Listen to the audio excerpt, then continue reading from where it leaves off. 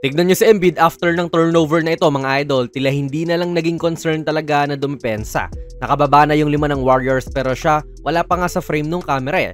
Ewan ko, tatamad-tamad ba to? Pero yan nga, kombinasyon to nung running game din ng Warriors pati nung pagja-jogging din ni Embiid. Nung nakita naman niya na pinasa kay Steph yung bola, kumaripas din siya para i-challenge to. Malamang, GOAT shooter yan. Pero ito ang una sa 8 tres ni Curry this game. Plano kaya ito ng Sixers mga idol o baka kasi ito ay Steph Curry effect na lang din? Nagsalubong kasi si Maxey pati si Martin dito sa ibabaw para maipit po si Steph. Yan kaya yung plano nila?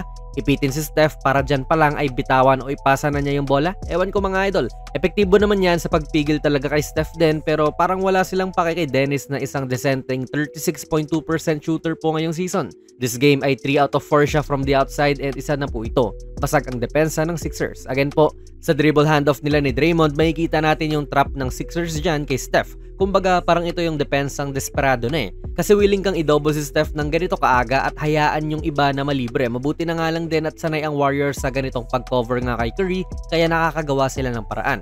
Pero paanong perpekto ang shooting sa labas ni Steph this game kung ganito dumepensa ang Sixers? Well, nagkakalapses naman din po ang depensa ng 76ers mga idol tulad dito na sa pag-curl nga po ni Steph, itong si Yabusele ay hindi pa po umaangat dyan sa kanya. Maybe dahil na rin si Kuminga layup na ng layup dito sa mga oras na ito. So hindi niya yun pwedeng pabayaan lang. Kaya litong-lito rin talaga ang Sixers sa depensa at ganitong hindi po nag-help.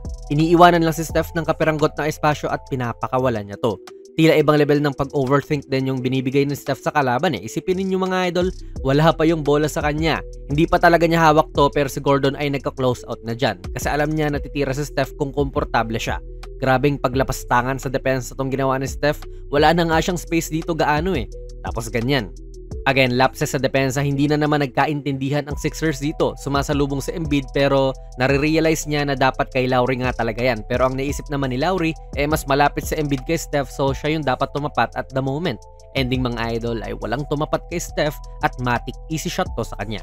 Actually, hindi naman din po bad defense talaga tong ginawa ni Paul George. Yes, nakalayo siya ng kaunti kay Steph para pwede siya magbigay ng help defense doon sa kanyang kakampi. Pero hindi naman din siya nagpabaya eh. May kita mo na nililingon-lingon niya si Curry kung nasaan siya and sa wind-up pa nga lang ni Curry sa tira niya, sumasabay na nga rin po si George. Pero yan mga idol, GOAT shooter nga yan. Winalang bahala lang ang depensa.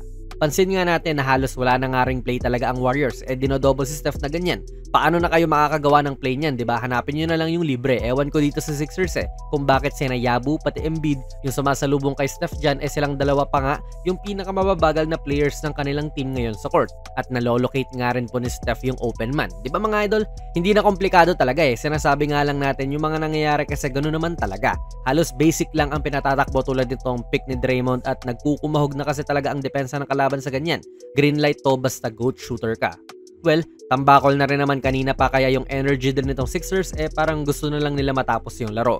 Pero nagke-create ito ng bad habits din na yung best shooter ng kalaban ay ganyang hindi mo na lang din sinasabayan kasi tambak na.